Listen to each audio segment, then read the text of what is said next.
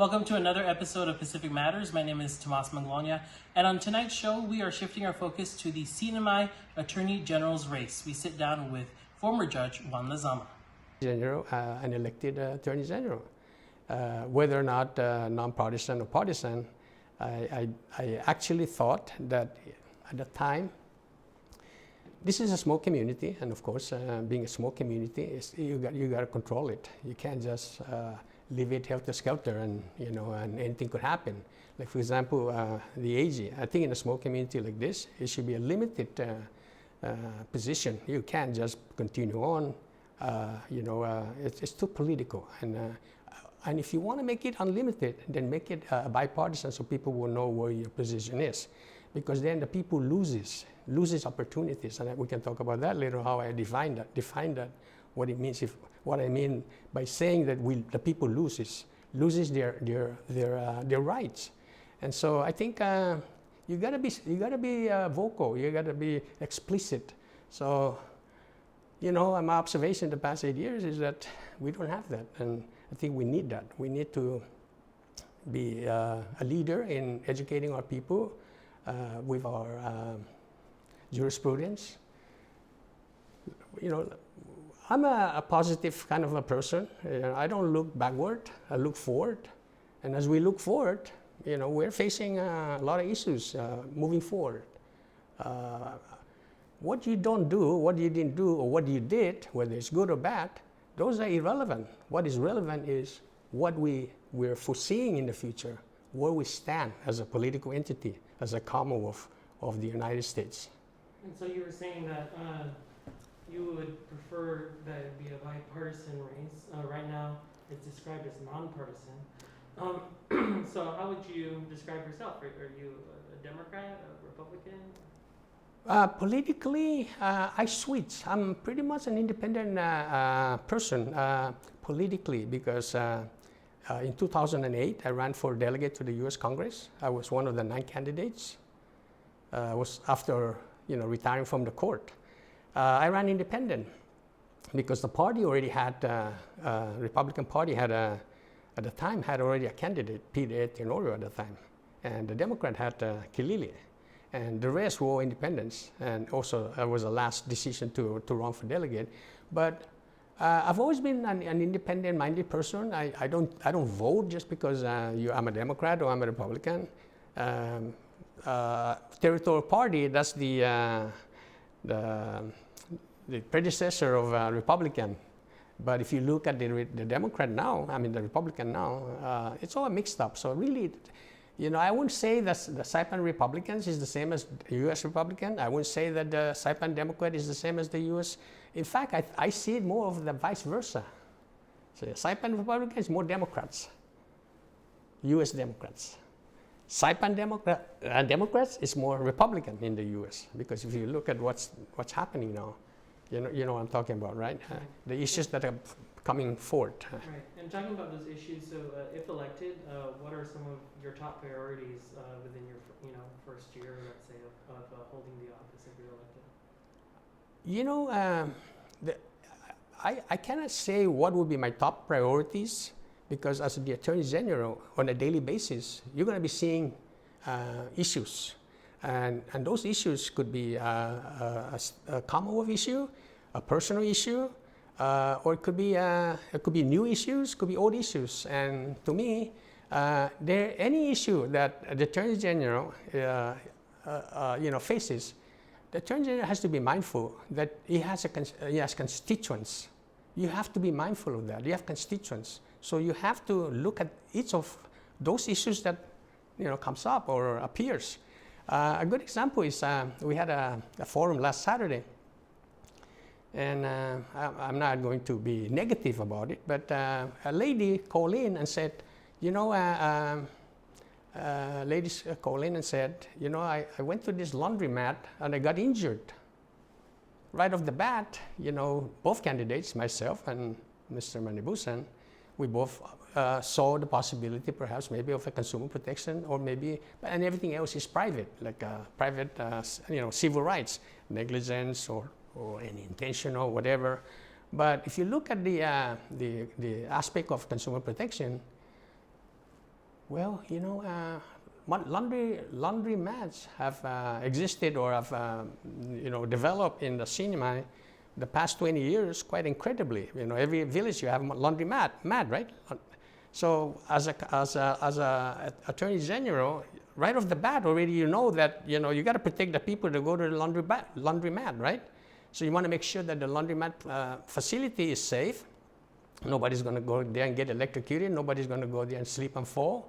So you want to make sure that the consumers are protected. Make sure that if they're not, if their laundromat, their laundry place is defective, you got to bring that up to the, you know, to the operator of the laundromat. So I think I didn't want to, you know, be you know, facetious about it, but I think that that's something lacking. I see you know, the idea that, you know, we can't continue to wait until something happens, somebody gets killed from, you know, from a business. Not every business is bad on the island. Many business operators are good people, but for those that are bad, we got to go after them, either by way of you know, finding a way maybe to not necessarily take away their license, but perhaps maybe, you know, call on a possibility of suspending the license if they don't improve the business premises.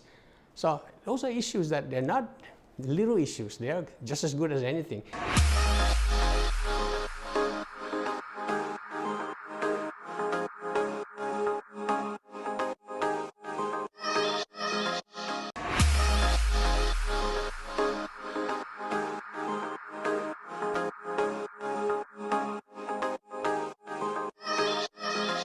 But then, on the other hand, too, one of my concerns about the future here, you know, you can see on a daily basis we are being bombarded with federal grants. We're becoming very dependent on federal grants, and obviously, when somebody's giving you money, the person giving you the money is going to have to. I mean, they have a sense of responsibility to see that those monies are spent properly, right? So there is that relationship with the federal government. So. And there's also a relationship with the federal statutes, federal constitution. And so, like, for example, the last forum, somebody asked a question about gun control in the CNMI. This is something that, you know, you know, surprised our people, and I think it was unexpected because the federal court, Judge Manglona, she decided in favor of the applicability of the Second Amendment. Well, that's her interpretation, and of course, as the Attorney General, and it kind of dawned on me why our Attorney General did not appeal that decision. He should have appealed that decision, because that decision has nothing to do with the Second Amendment, perhaps. But remember, we are a Commonwealth of the United States. We negotiated our Commonwealth. At the time when we negotiated the Commonwealth, that was in 1978.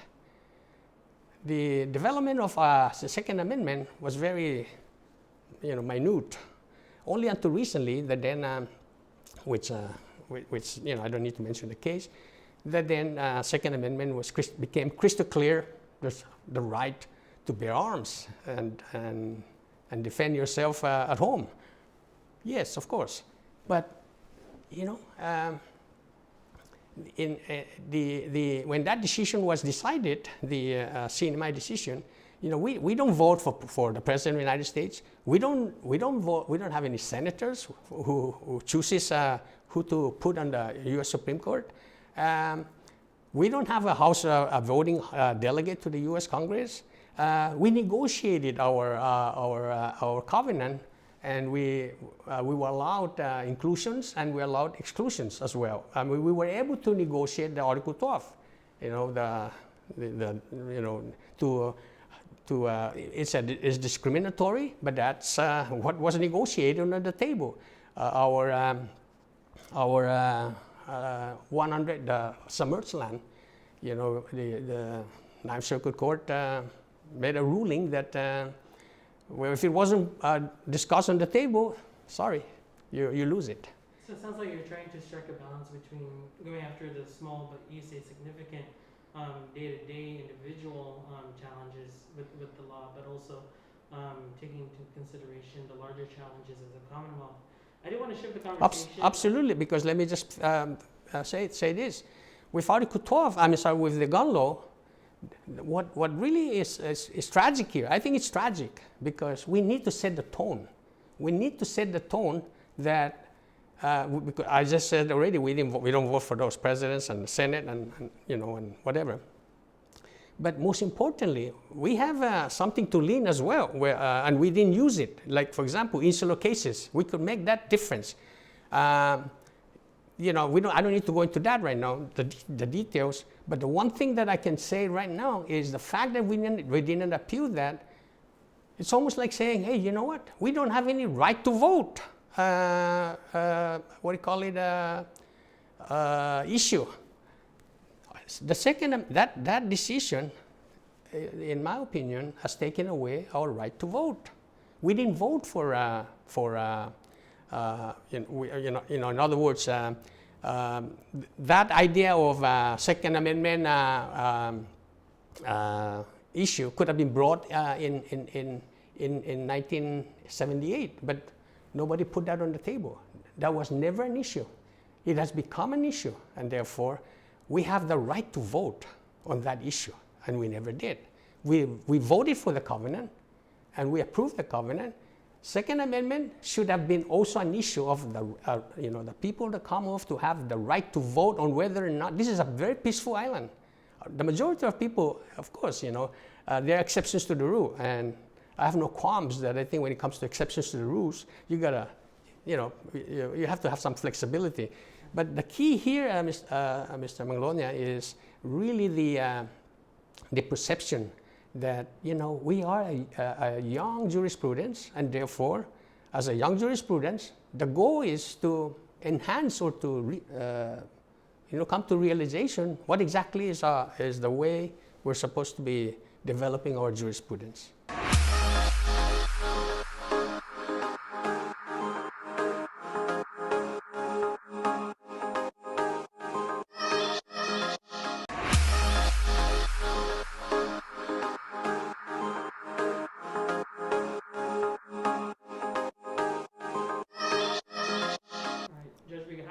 Sure. 5 minutes left, so Sure. I want to get to two other topics. The first of which is about the criminal charges. First time in Commonwealth history, the Attorney General has brought forth criminal charges against a sitting executive. Also, the contempt charge that was, essentially affirmed.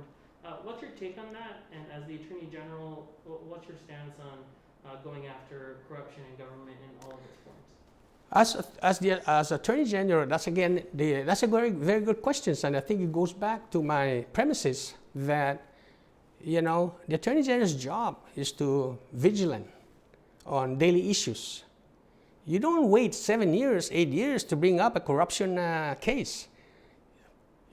I'm not taking a position one way or the other. I don't think that this is really a good topic to talk about, because I don't want to be, identified as one who's trying to sway the people's mind.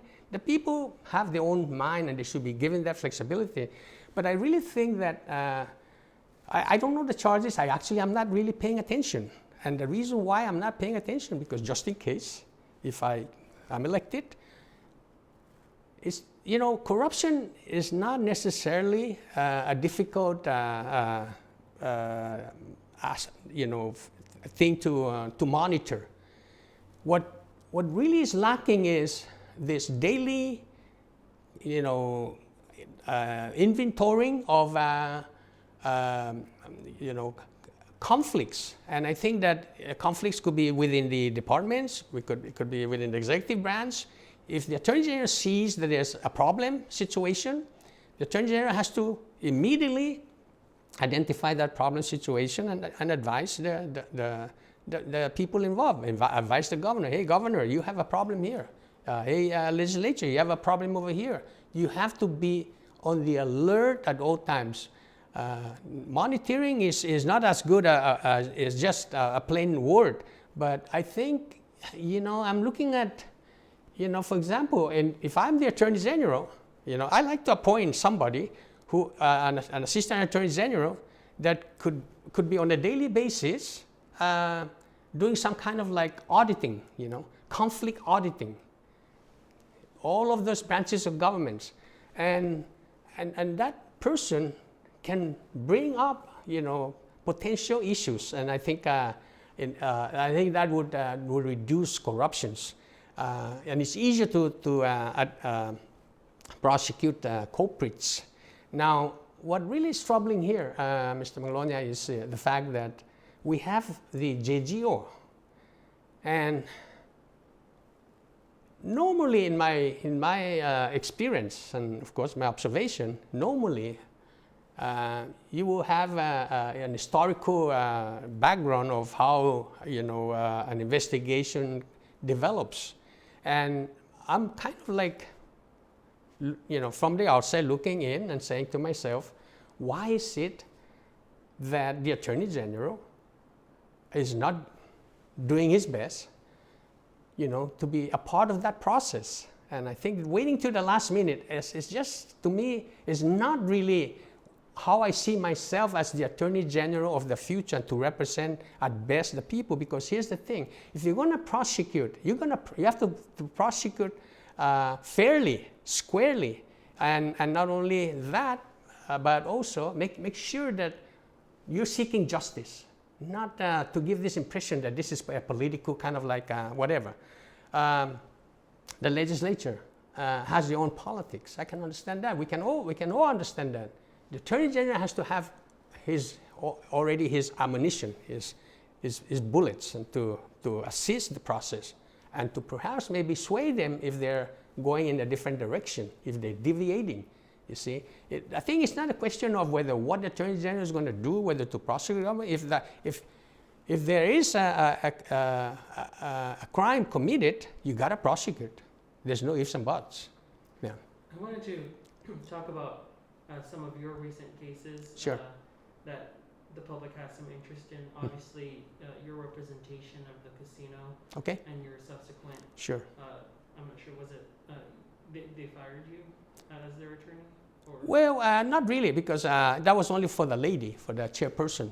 Right. I became still the attorney for the IPI, because I was doing a lot. I was handling a lot of cases. As a matter of fact, one of the cases that I represented them last minute, because nobody. I just want to give you an opportunity to address that. Maybe talk about sure. why you got involved, and did sure. you have any regrets representing that chair? I'm sorry? Did you have any regrets representing the chair, or no? How you think that? No, I think lawyers should never regret when representing a client. I think they should be proud of it, because the job of a lawyer is to represent a client, to make sure that the client is protected. And I was trying to do that. But you see, of course, she had a disagreement, and I had a process, to protect her, to help her, and we had a different view. There were a lot of influence from. They brought this guy from Macau, and there was differences of opinion, and I, I didn't know the lady, but I was already hired. As a matter of fact, I just wanted to bring this to your attention. One of the cases the last case that I was hired to last minute. As a matter of fact, it was only 1 week before the deadline. I'll take that back. Maybe 1, 2 weeks or 3 weeks, whatever. But it was in the Ping Shun case, and the IPI came to me and said, "You have to do this. You have to do this." And and I wasn't getting paid. Of course, I can tell you that it's public record.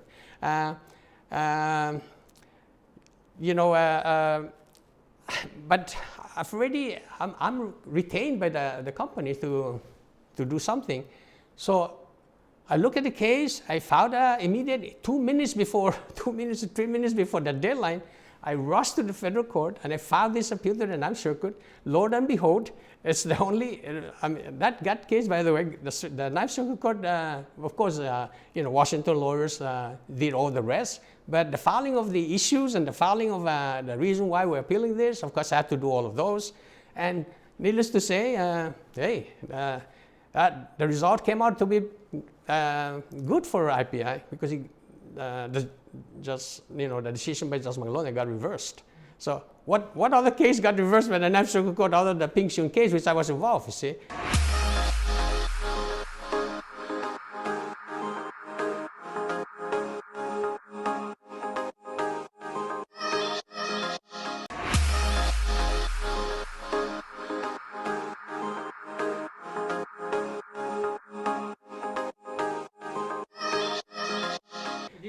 work with the casino impacting your campaign at all? No, not really, because as a matter of fact, I think that's why I'm running. I think if you look at the, any bystander. I mean, right now there's sadness in this community that we're losing the casino. Okay, there are good things about bringing a casino operator. It's how you bring in the casino operator and the expectation and of course the commitment and everything. Those things are voluminous topics or subjects to talk about. My job there was simply to be on those cases that already been found and all the lawyers have gone and as a lawyer that was available at the time, I had no regret. That was an experience of a good.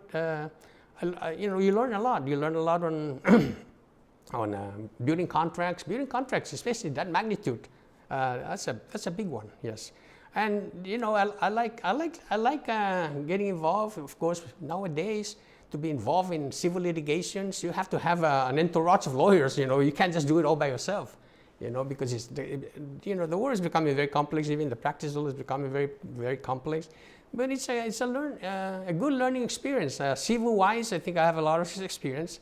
I appealed a case to the Ninth Circuit, and I also had that one case got reversed. To have the case be brought back to the federal court for trial. But so those are the issues. Those are the kind of things that I kind of enjoy.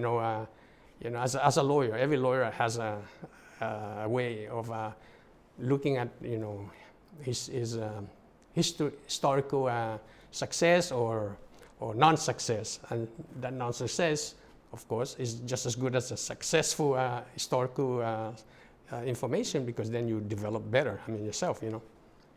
All right, Judge, that's all the questions I had. I wanted to open it up for you to make a final pitch to the people of the Commonwealth and why you should be the next elected AG.